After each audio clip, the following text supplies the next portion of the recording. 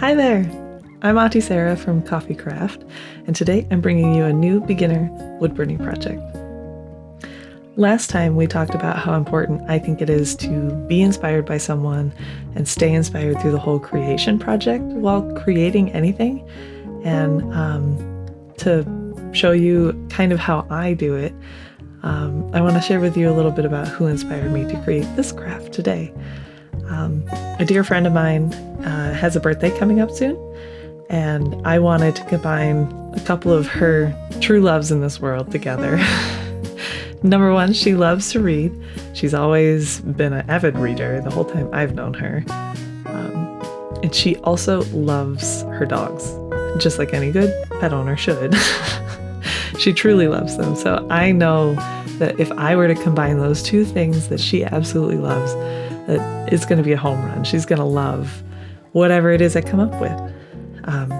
So my great idea was to create some custom wood burn bookmarks for her, where I've looked up a couple quotes from a few books that I enjoy and I know that she'd enjoy as well.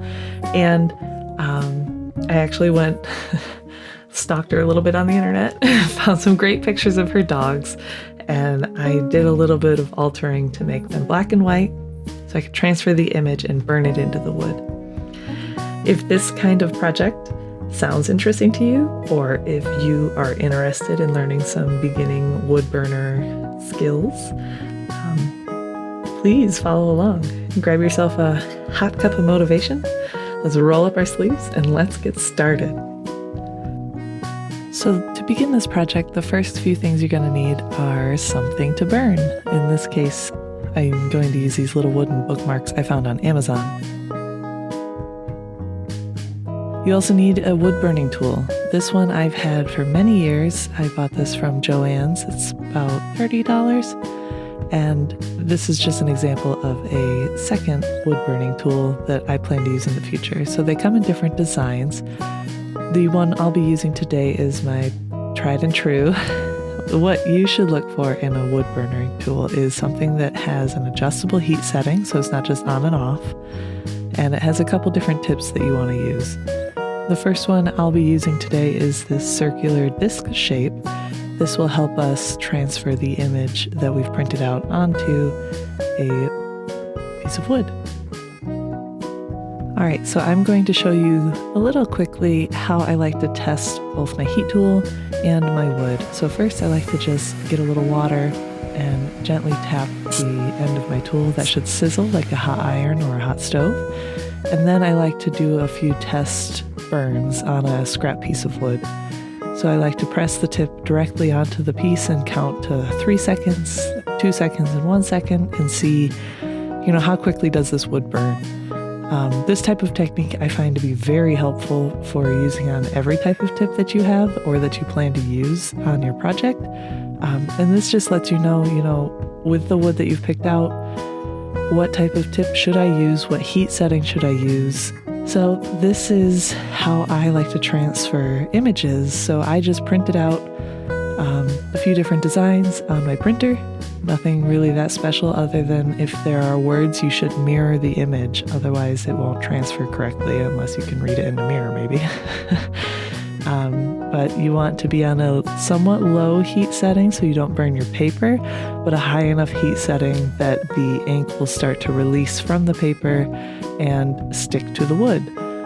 So I'm just going over each of the spots on the paper that have an image I want to transfer, and I'm just kind of rubbing quickly so that the paper doesn't burn. But it does heat up that ink, and as I peel it away, you can see what I mean by get the ink off of the paper onto the wood. So you just do this as much as you need so that you can continue to burn your project. Or I've seen some really cool designs that this is where they stop. If you just want to transfer an image and then maybe put a lacquer over it, that would be a really, really cool project too. Right, so we've completed the transfer of the images. You can see here some are a lot darker than others. Really, I just needed the image to transfer enough so that I'd get the gist of what it is I'll be burning. And the first tip that I'll be using to do that, actually the only tip I'll be using today other than that big circle disc, is my pointed tool. I find this to be really good at doing both lettering and some shading techniques, especially on things like animals with fur. So the first step is you want to take a cool, very cold tool, screw in your tip, and then turn on the power. If you try to put a cold tip into a hot tool, you risk breaking your tool, essentially. You're going to possibly weld your tip into the tool, and we don't want to do that. So to start, I usually like to start with the lettering because I find that to be the most satisfying. And it's just literally going over the image. And then I started on the design for the dog here. I like to print out a regular image, not a mirrored, just so I have an idea of what I'm trying to go for here. And I want to remind everyone here that, this is art, all right? We're not actually a photographer, and if I wanted to just transfer the image, I would have stopped at the last step. But because this is a piece of art, I want everyone to have a little bit of grace for themselves on, how good the image looks, or how, maybe it's a little bit more cartoonish, right? That's okay. As long as the image reminds you of the actual subject, then you've done a good job. And if you think that the person you've made it for will love it, that's perfectly good too. So I'm just going in and darkening up things as well, and then I give a shot at Jinx here. Do the same steps, just fill in the words and then get started on the image.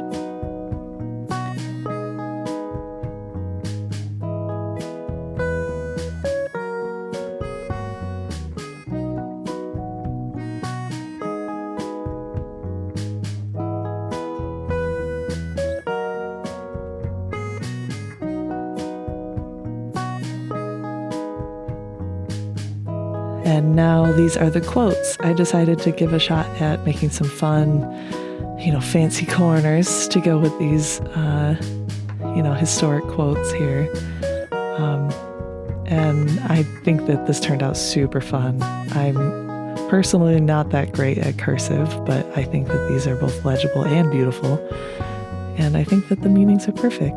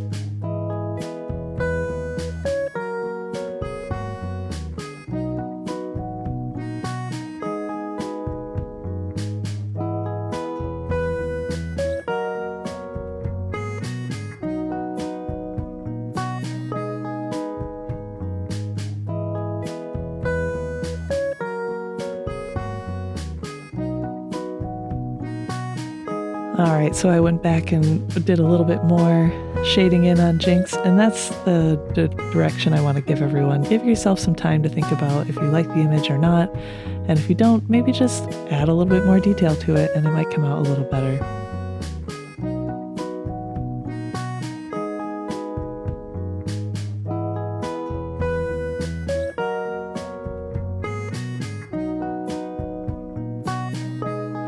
And lastly, I wanted to add a cute little dog print background here in case, you're inspired to do something fun like this for a friend of yours that has pets, but you're not ambitious enough to do, a full image transfer of their pet. This would be a super cute, just simple bookmark that I think any pet owner would love.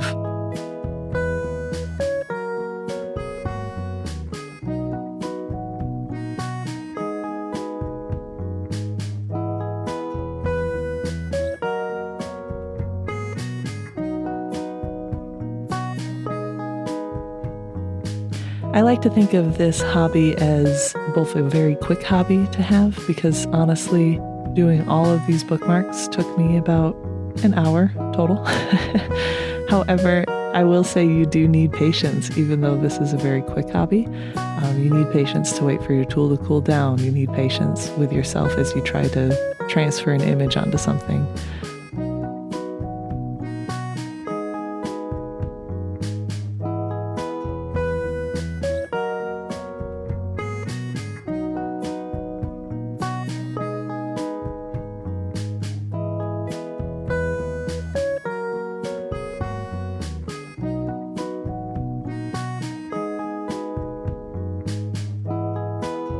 And lastly, I just wanted to add a couple of strands of twine off at the end of these bookmarks to give this the kind of country vibe that I was going for here. You could use ribbon or string or yarn. Any of that would be beautiful too. Or if you just want a bookmark with nothing, that's totally fine too. Okay, so I've completed my bookmarks for my friend for her birthday. A couple of them have both sides burned with an image of their dogs and, just a cute little paw print. So I just love how these turned out. I think they're super cute, and I think the meanings will come across easily to my friend. You've made it this far in the video! Thank you so much for joining me. I truly enjoy to create this stuff, and I'm so happy that I get to share it with you. If you truly enjoyed this content, or if you're interested in learning more, or if you're interested in a written form of this tutorial, you can head over to the link below to coffeecrafters.org and check out the tutorial I have to offer as well.